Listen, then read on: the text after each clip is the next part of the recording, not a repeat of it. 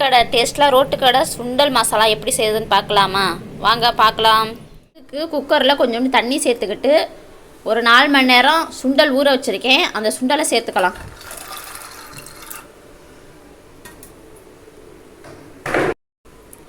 மூடி போட்டு மூடி ஒரு 2-3 விசில் விட்டு மிக்ஸி சாரில் ஒரு பெரிய வெங்காயம் சேர்த்துக்குவோம்.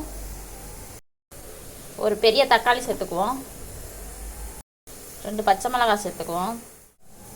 கொஞ்சோண்டு கொத்தமல்லி சேர்த்துக்குவோம். சேர்த்து ஃபைன் பேஸ்ட்டாக அரைச்சி எடுத்துக்கிட்டு வந்துக்குவோம். ஃபைன் பேஸ்ட்டாக அரைச்சி எடுத்துக்கிட்டாச்சு. சுண்டலும் வேக வச்சு எடுத்தாச்சு. இப்போ கடாயை வச்சு தேவையான அளவு ஆயில் சேர்த்துக்குவோம். காஞ்சதும் தேவையான அளவு கருவேப்பிலை சேர்த்துக்குவோம். கருவேப்பிலை பொரிஞ்சு வந்ததும் நம்ம அரைச்சி வச்ச விழுதை அதில் சேர்த்துக்குவோம். அதில் கழுவி கொஞ்சோண்டு தண்ணி சேர்த்து அதில் ஊற்றிக்கலாம்.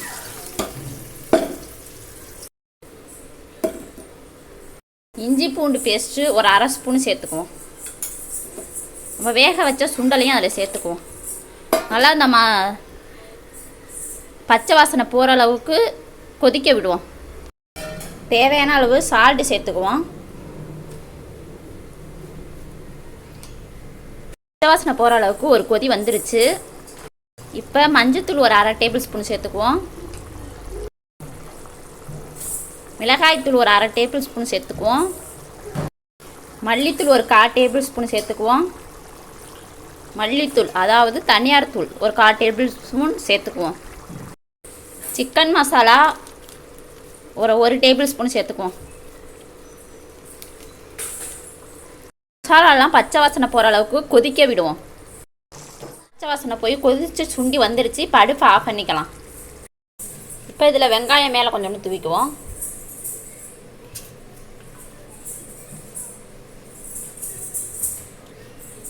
கொத்தமல்லி தூவிக்குவோம்.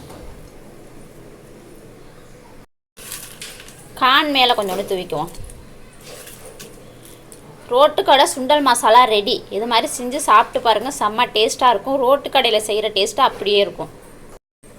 இந்த ரெசிபி பிடிச்சிருந்தா லைக் பண்ணுங்கள், ஷேர் பண்ணுங்கள், கமெண்ட் பண்ணுங்கள். மறக்காமல் நம்ம சேனலை சப்ஸ்கிரைப் பண்ணிக்கோங்க. பாய், see you.